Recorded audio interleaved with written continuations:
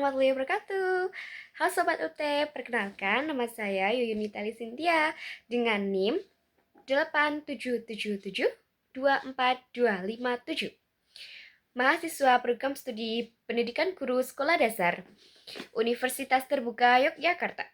Pada kesempatan kali ini, saya akan mempresentasikan bahasan menarik mengenai isu-isu kontemporer pendidikan nasional yang kita tinjau kembali dari akar dan nilai luhur pendidikan Indonesia menurut Bapak Pendidikan Ki Hajar Dewantara. Saat ini pendidikan kita menghadapi berbagai tantangan, kesenjangan kualitas pendidikan, pergeseran karakteristik anak, hingga pesatnya perkembangan teknologi atau era digital. Pertanyaan besarnya adalah, apakah pemikiran Ki Hajar Dewantara masih relevan untuk menjawab persoalan pendidikan masa kini? Mari kita bahas bersama. Baik, saya lanjutkan. Bagian yang pertama yaitu makna pilar dalam pendidikan. Pertama, mari kita pahami makna kata pilar itu sendiri. Dalam konteks pendidikan, pilar dimaknai sebagai dasar, pondasi atau tiang penyanggaan yang kokoh. Jika sebuah bangunan tidak memiliki tiang yang kuat, ia akan mudah roboh saat terkena angin atau goncangan. Demikian juga sistem pendidikan nasional kita, pendidikan tidak boleh hanya berisi materi pelajaran dan nilai akademik saja, tetapi harus berdiri di atas prinsip-prinsip nilai yang kuat dan tetap. Pilar inilah yang menjadi penentu arah, tujuan, dan jati diri pendidikan agar meskipun zaman berubah dan teknologi berkembang, pendidikan tetap berjalan pada jalur yang benar, yaitu memanusiakan manusia. Bagian yang kedua adalah prinsip dasar Ki Hajar Dewantara. Pilar utama pendidikan nasional kita dirumuskan oleh Ki Hajar Dewantara dalam 3 semboyan masyhur yang sekaligus menjadi pedoman perilaku pendidik dan peserta didik. 1. Ing ngarsa sung tulodo, di depan memberi teladan, artinya pendidik, guru maupun pemimpin harus mampu menjadi contoh atau suri tauladan yang baik bagi anak didiknya. Apa yang dikatakan harus sejalan dengan apa yang dilakukan.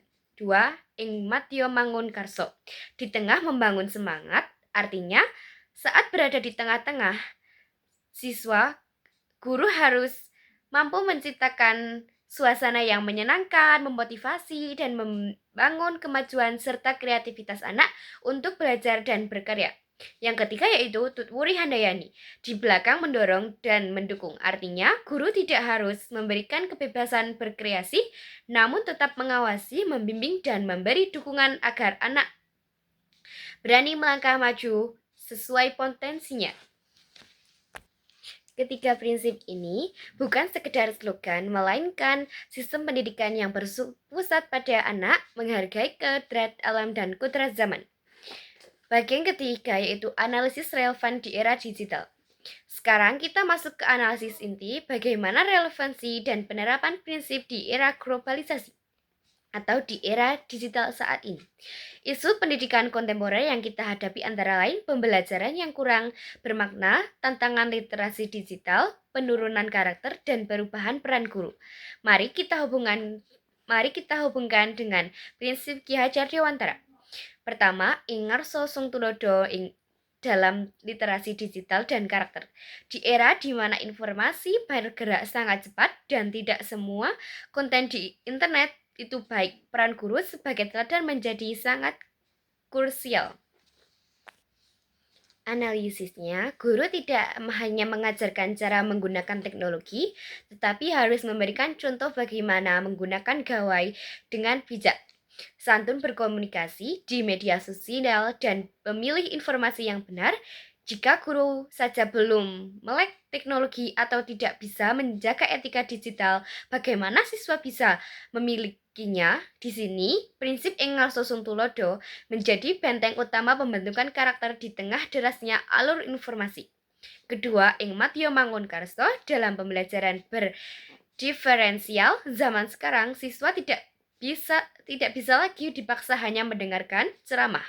Anak-anak adalah generasi visual dan interaktif.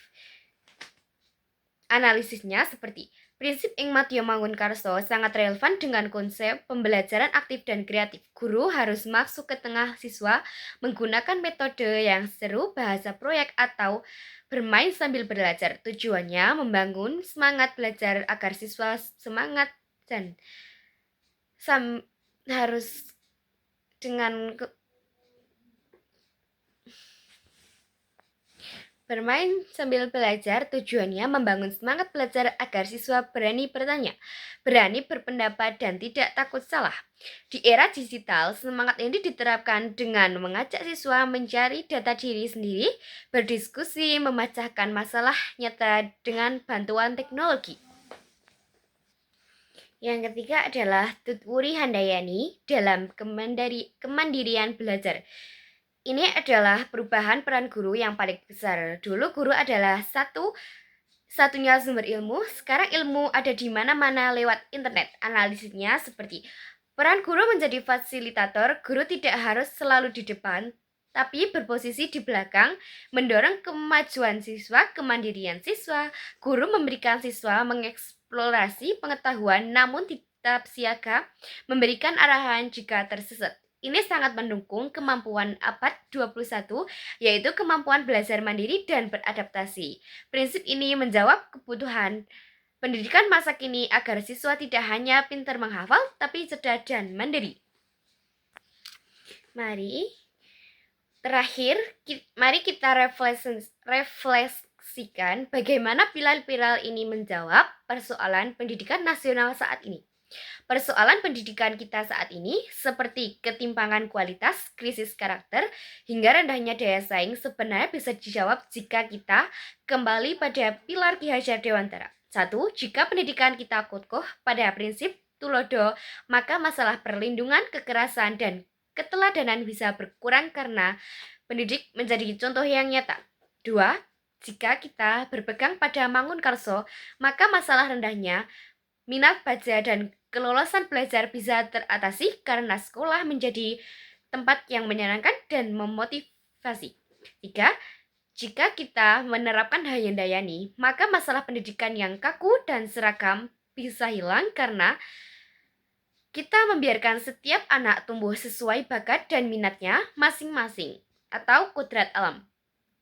Namun, tetap mengikuti perkembangan zaman. Jadi pemikiran Ki Hajar Dewantara bukanlah pemikiran masa lalu, melainkan pilar abadi. Teknologi boleh berubah, tapi kurikulum boleh berganti, tetapi pilar pendidikan yang memanusiakan manusia harus tetap berdiri kokoh.